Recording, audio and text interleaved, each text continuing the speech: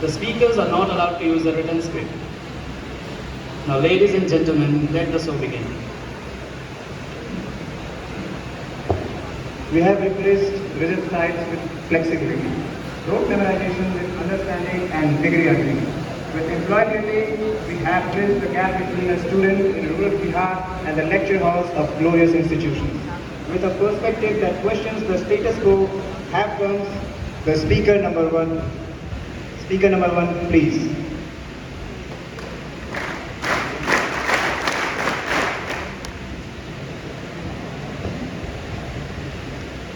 We are living in an era of unprecedented transformation. For years, critics labeled our system as outdated. But today, in 2026, we are witnessing the fruit of a massive structural overhaul. The Indian education system is no longer just about textbooks. It's about transformation, technology, and talent. Mr. President, honorable members of the jury, ladies and gentlemen, my worthy crossbenchers, and the august gathering. Today, I and others stand before you to put my views in favor of the motion. Is the Indian education system in sync with the current needs? There is a popular saying, the best time to plant a tree was 20 years ago, and the second best time is now. For decades, we criticized our educational system for being a relic of the colonial. At last, I am time bound. So, while resting my words, I would just say that the Indian education system is not just in sync with the current needs, but it is also it is the engine driving the global economy. The future is no longer coming. In India, it has already arrived. That's all. Thank you. Thank you, Alex. Your words literally guided us. We cling to the past while the world moves ahead, feeding us theories that are hollow and dead. If our education system were truly in sync with the day, bringing a voice that dares to challenge conventional thinking. Here comes speaker number two. Speaker number two, please.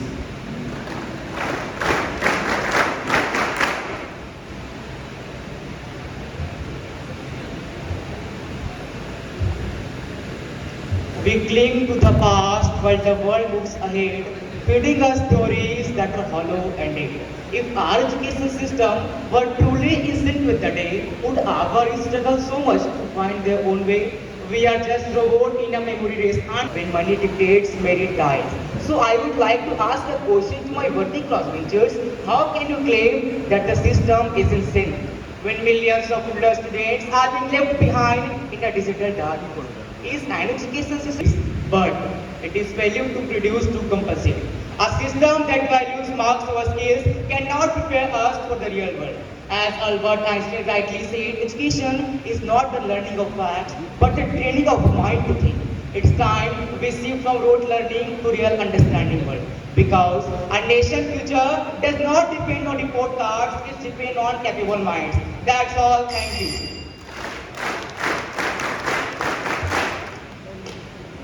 Thank you, Cadet Saurabh. You have really enlightened us with your words. The Indian education system is not about what to think, it's about how to think. It's not about degrees, it's about multi-dimensional skills. It's not about creation of repeaters, it's about creation of thinkers. With a viewpoint rooted in logic and clarity, please welcome speaker number 3.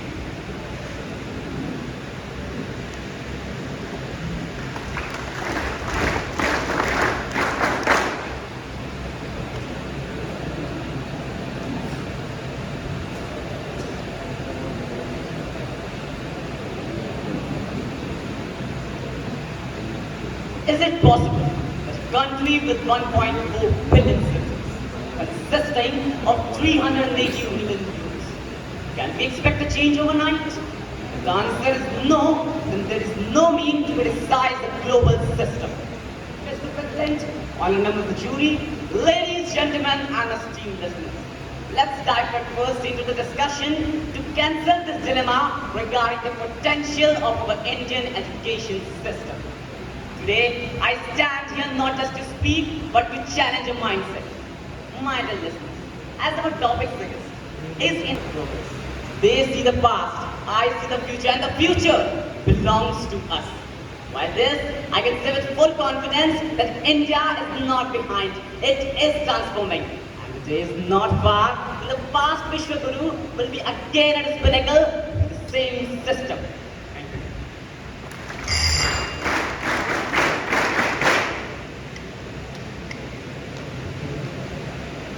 Thank you, Cadet Section. Your thoughts were truly firm and unapologetic. In a world driven by innovation, creativity, and rapid tech advancements, our education system still revolves around rote learning, outdated curriculum, and exam-centric evaluation. Presenting arguments that aim to redefine our understanding. With these thoughts, here comes our speaker number 4. Speaker number 4, please.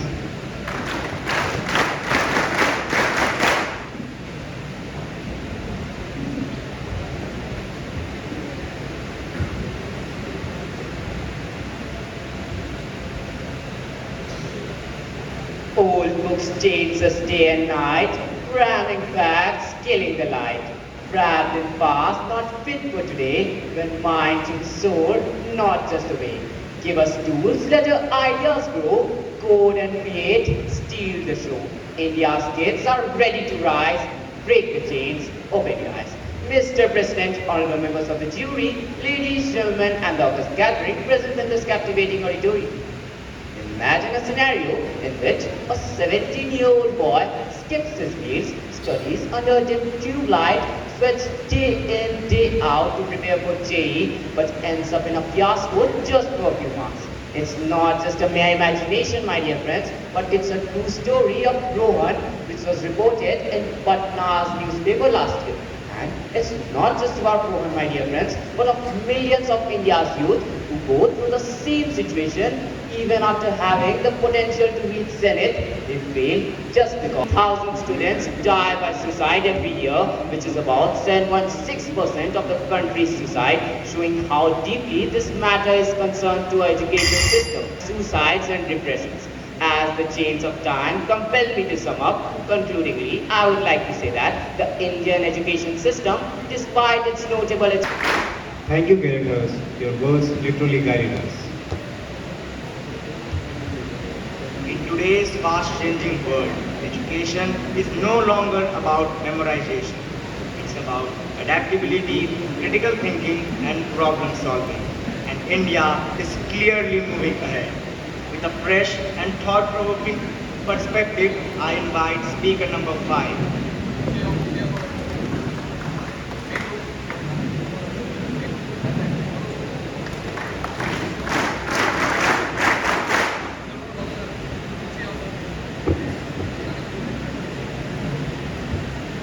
Imagine a student in a remote village of India, attending live online classes, learning artificial intelligence, solving real-world problems, and competing with students across the globe. An education system where success is not defined by marks, but by skills, creativity, and innovation. Mr. President, fellow members of the jury, ladies, gentlemen, and the august gathering.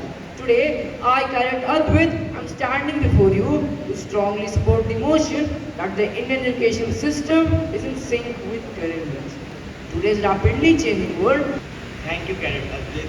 Your thoughts were really informative. The mind, as they say, is not a vessel to be filled, but a fire to be kindled. Yet, our education system acts like a fire extinguisher, carrying ideas that promise to spark debate. Here comes speaker number 6. Speaker number 6, please.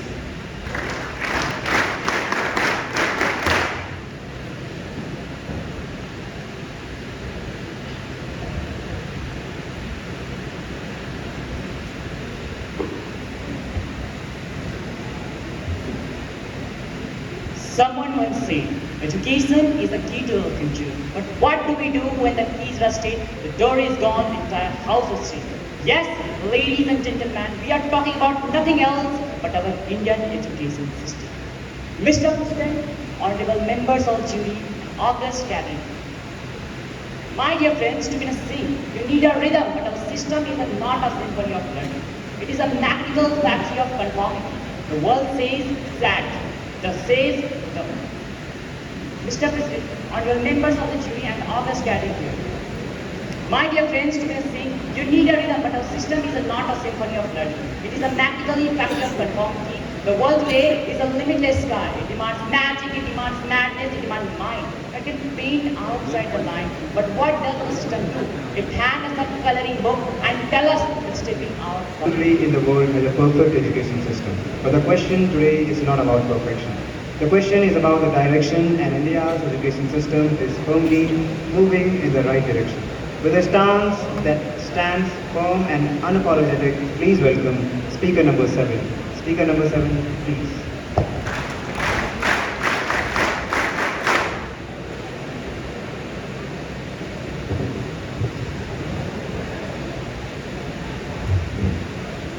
Ladies,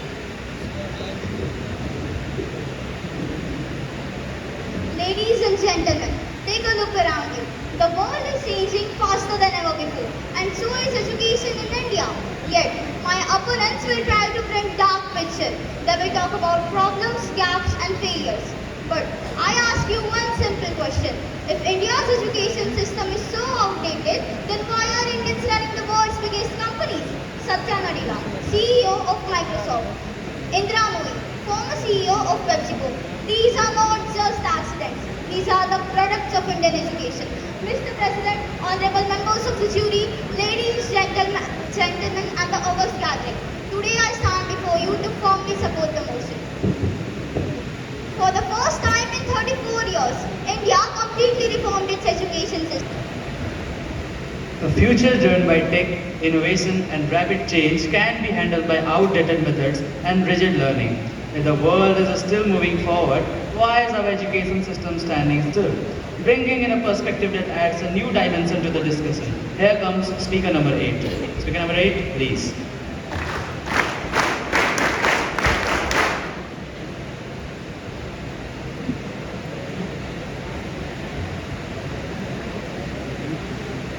The sparks in our eyes is starting to fade. Shadow of marks and great beard.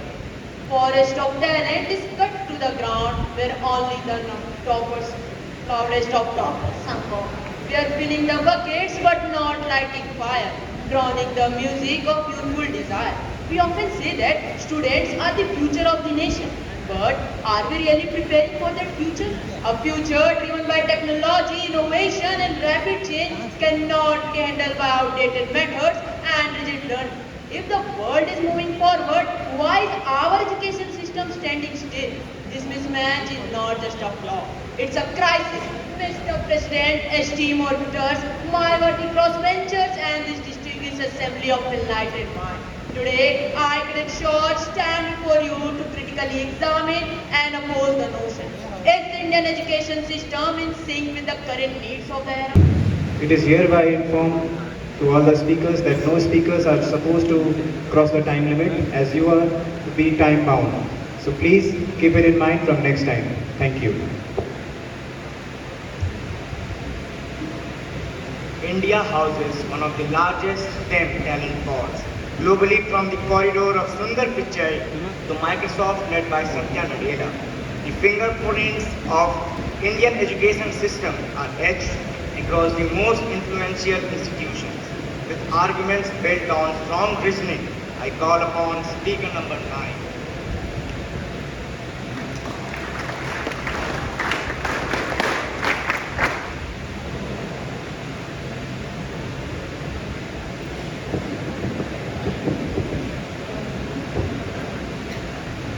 Some people say that our education system is outdated. But I ask, outdated compared to what? A world that itself is changing every second. From classrooms turning digital to innovation and labs. The Indian education system is rising faster than ever. And today I am not here to defend it. I am here to prove why it's already winning. Good evening, Mr. President, honorable members of the jury, ladies, gentlemen, and august gathering present in this exemplary auditorium. Today I stand before you to defend the pillars which hold the nation up. Unapologetic. If we talk about becoming a superpower, yet we are terrified of global benchmarks. Now I ask you, why has India fled from the global stage of PISA rankings? Offering a viewpoint that makes us think even deeper, here comes speaker number 10. Speaker number 10, please.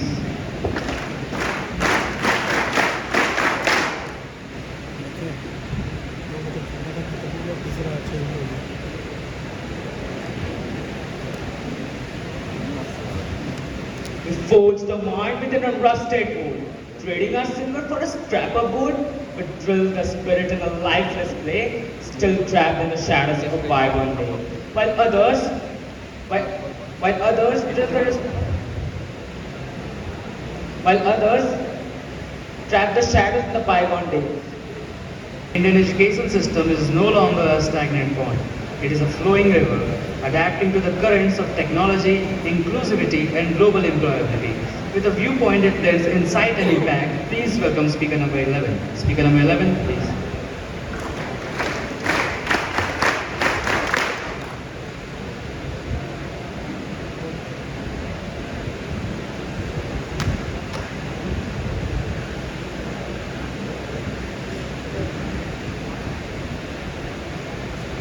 A pen, a book, a desk, a dream. This rigid was India's learning scheme. But silence now. Hear the new sound, where skills and innovations are found. For decades, we observed India's education system through a rear view mirror, focused on where we have come from rather than where we are going. But in today's era, that mirror has been shattered. We are no longer a nation of rote learners waiting for instructions. Rather, we are a nation of problem solvers creating instructions. Our education system has finally aligned its heartbeat to the pulse of global economy. Mr. President, honorable members of the jury, ladies, gentlemen, and the august gathering. Our new education system moves us away from a colonial era model. It shifts towards a 21st century framework designed to produce entrepreneurs, innovators, and a skilled workforce. At last, I would like to conclude with these words. It's no longer a factory of marks, but a force that ignites the creative sparks. With skill, grit, and tools in hand, the youth is ready to lead the land. The system has changed to be less rigid, syncing perfectly with Indian needs. That's all. Thank you for whatever. Thank you.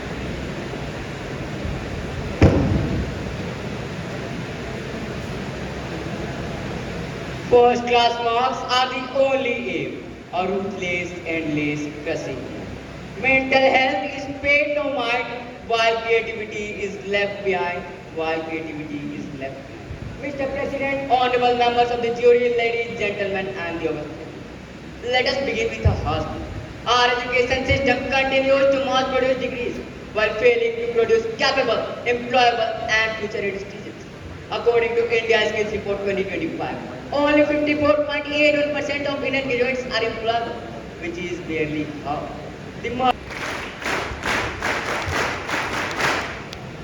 Thank you, Cadet Rishu. You have really left us the lasting end. Thank you to all the debaters for such invigoratingly insightful and confident presentation. Each speaker has successfully presented a unique perspective, showing us that this topic goes beyond a simple yes or no. It's truly forced us to think and reflect about this topic under discussion. I thank all the speakers for making this debate meaningful.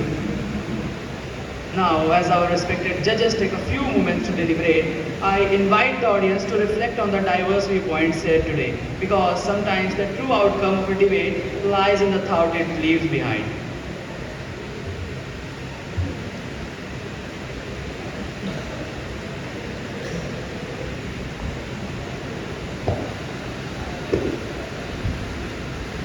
Now, I would like to call Cadet Girish from Aryavat House, Class 10. Cadet Girish, please.